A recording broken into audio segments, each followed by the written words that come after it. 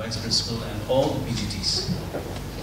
I do feel also for the PGTs who are posted in far-flung areas. I've been getting many requests. As you have this good camaraderie among all of you, I would like to suggest that those people who have been serving in the interior areas be brought to a closer area, and those who are serving in the, let's say, softer places can also take a little few years break and go to the other areas. So I look forward for your cooperation on the matter. Whenever transfers happen, I have a very bad experience in school education. Everybody wants to be in very comfortable areas. And then there are many who suffer in the interior areas. I wouldn't say many, few. And I have a problem of proxies in my secondary sections, in the primary sections. But I see one thing good in the higher secondary school. You all have been doing very well, commendably. And you are giving the private schools a run for their money also in their performance. For that, I would like to congratulate the sacrifice and the service rendered by each and every one of you. As regards the, the service matters, I've been telling Kevilino that we need to have a cadre review of our service rules, because 2017 service rule was made without a cadre review. Generally, when you make a service rule, you have to have a cadre review first. That will examine all the aspects, and that committee will sit with the representatives of PNR, Finance, and our department. But that has not been done. And that's why there are many, areas where it is affecting all the people in the department. So I hope that we will be able to initiate soon, so that even if the elections come in its due time, this process will start. And then you will have a proper service rule that will, that will not be a heartburn for any of the employees. Now that we have 16 districts in our state, I've been proposing and I've been thinking that at the moment the PGTs have only 3 DEO posts. Am I right? And the remaining is the secondary. So I'm thinking out of 16, I'll propose 10 for the secondary and 6 for the DEOs. So that one expedite. Wherever the new districts have been created, we will try to move our proposals early so that we can come up with this.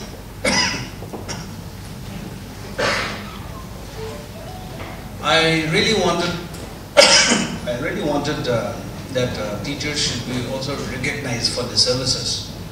And Kevilino had even sent 2 or 3 notes this year for Teachers Award during the Governor's Commendation Certificate and other awards.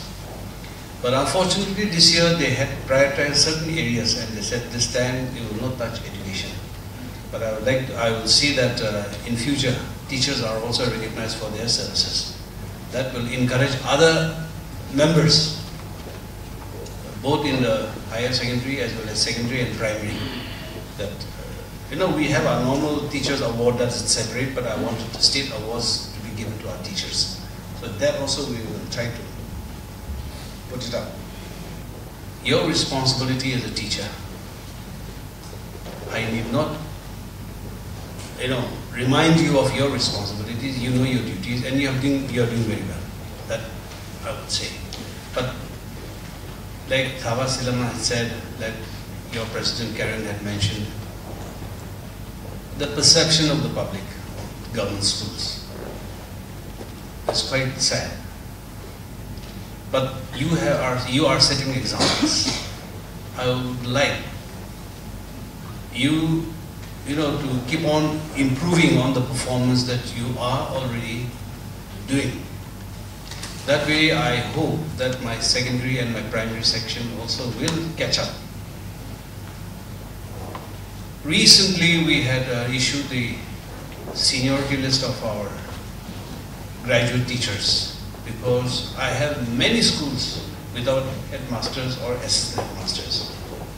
And there are many senior teachers who would have become headmasters or assistant headmasters and retired. But unfortunately, because of their own personal reasons, many have retired just as mere teachers. So, again, though we have issued a seniority list, they have gone to court. And that is going to be another big problem for all of us. At your level, you are doing very well. But at the secondary level and at the primary level, it is not doing well. Why? The foundational numeracy and literacy is very, very poor in the primary section. So the children cannot cope up. And very frankly, just between us, yes, there are some students from the secondary who are in your schools, but many are from private schools who join your schools in class 11 and 12, if I am not mistaken. And they are the ones who are doing commendable, making commendable results. We see that. So I hope we are doing some exercise. I will not reveal everything now, but perhaps you may have to come in, since now that we have requested you all to even go up to class 9 and 10 in your schools to teach. So perhaps we will do something for you all, so that there will be, at least the service satisfaction will be there among all of you. But mind you, you all will have to, I'm making it today in your Jubilee celebrations.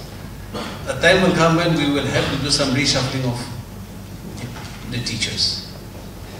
So please take consideration for your friends who are in interior areas. Okay, this is something I would not want any representations through any of our political friends or through any other sources. Because it'll be only for a few years. You can appreciate the difficulties faced by your own friends. One thing I've observed, that at least you don't keep proxies. So that part, I feel that I should also do something for the people who are in the interior areas. So that's one thing, that's what I thought I should tell all of you. And see, under the able leadership of our Chief Minister, we all see social media, we all read the local dailies.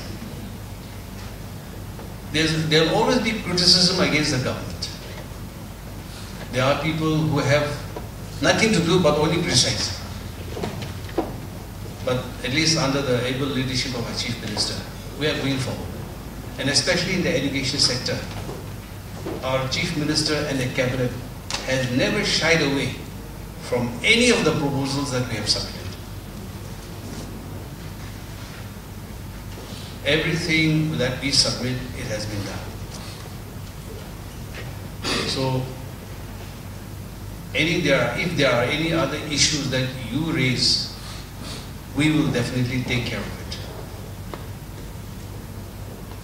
Only thing is, keep up the good work. And as you have reached, a landmark in your services, your responsibility for tomorrow's leaders are in your hands. We are products of the 60s and 70s. Our teachers in the schools were very good. They were very, very sincere.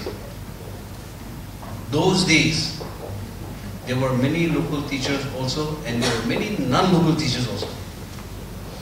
And despite the difficulties that they had to go through, they did not have the facilities that we have today. But they stayed in wherever they were posted. be in the interiors, be in the district headquarters, wherever it is. And those products are the leaders of today. Rather, there are only few now.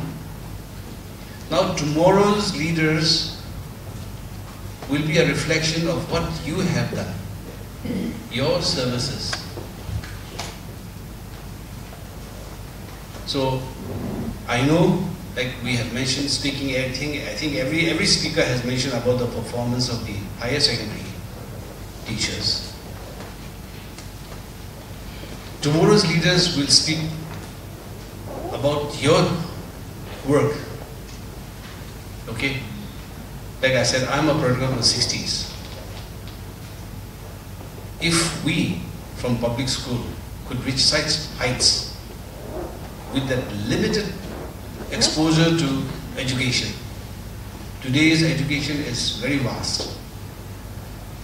I'm sure that tomorrow's leader should be much better than us.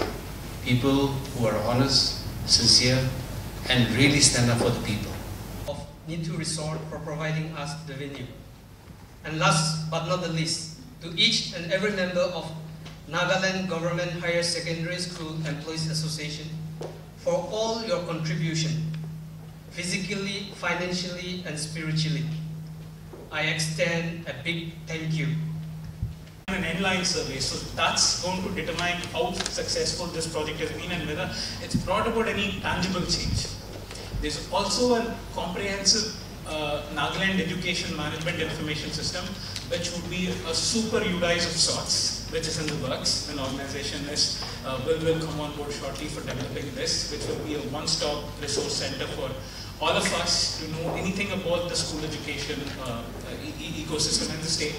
The third would be around an organization has come on board for governance and capacity building, because this is again a major area which needs intervention, because ensuring that our teachers continuously stay motivated, and once they're motivated, help build their capacity to deliver instructions in a superior manner. There's also the teacher attendance monitoring system, which uses fairly advanced technology. I don't want to get into the details now, which we believe would finally put an end to the menace of engaging proxy teachers. There's also now agencies which has come on board to sort of redefine the assessment framework that we have, because one of the drawbacks of our education system in the country, at least in the past, has been the way kids are tested. You know, if it's just about asking them what is taught in the class and then just asking them to repeat it, it's not really going to help anybody, because life, as all of us know, is not going to be a structured set of circumstances. It's Definitely, that's what we have told the agitating teachers. Since it's a legal matter, unless the court vacates this, we cannot. So we had asked them to give us some time so that we can examine in what way we can address this issue. We cannot attract the contempt of court. It'll be an embarrassment for the government if we decide to regularize the service. So I'm happy that the agitating teachers have come to understand the nature of the case. So I hope that within this given time we'll be able to address this issue.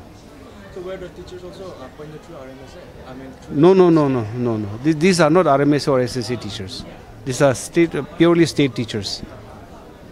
Okay, so their services would not be stopped? No, they will continue. Only thing is they want regularization. Otherwise, we have given them a 6th ROP. They are being paid. So there shouldn't be a problem. HPC is also happening. See, the HPC has been constituted, and then we are in touch with our Advocate General. We'll examine all the legal aspects in what way we can, address this issue. And once these issues are addressed, I'm sure their case will be considered. No. They were all appointed on ad hoc and on contract. There were no other conditions were given. So generally, earlier the practice was once they complete a certain years of service, they are regularized. But in view of the Uma Devi case in the Supreme Court and the court verdict of Kohima bench, we could not regularize. Otherwise, earlier they used to be regularized. If they have served 3 years, if they have served 10 years continuous service, we used to regularize the service. But because of this Supreme Court case, we couldn't take up the case. Okay, so you feel There are many ways of looking at it. For them, they will say they are genuine, but some others will say it's not genuine because they were not recruited through interview. They were directly appointed. So there are other educated people who are against such appointments. But whatever it is, they have been appointed now and they have been serving sincerely for the past 10, 15 years. So they do have a reason for asking the government to regularize the service. But unfortunately, as mentioned earlier, due to the court case, the court verdict, we could not take up the matter. See, in a way, I would say that it is not the right process. It should be through proper interview system, because there are many educated people who are also seeking for a job. So definitely the others are aggrieved. They don't get a chance. Nagaland TV, Sop Manulaga Awas. Watch us live on Geo TV and on your television sets as well. For Dimapur viewers, we are on channel number 994 in Global Chapter, and Kohima and Mokokchung viewers, switch to channel number 138 on Hornbill Digital. For all news and updates, follow us on Facebook, Instagram, YouTube and Twitter.